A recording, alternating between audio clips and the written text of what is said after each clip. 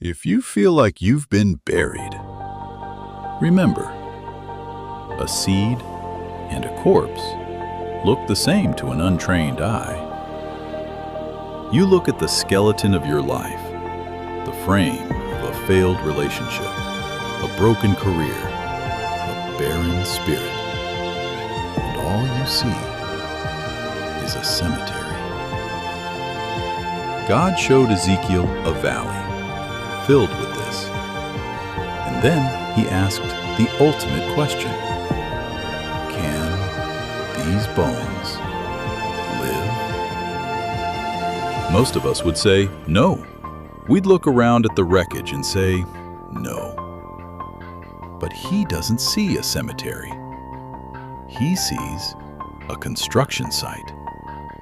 He told Ezekiel, "Speak to the structure. Your situation may be dry, but it is not dead. It is just waiting for a voice." If he can speak life into dry bones, imagine what he can do with your today. Don't give up yet.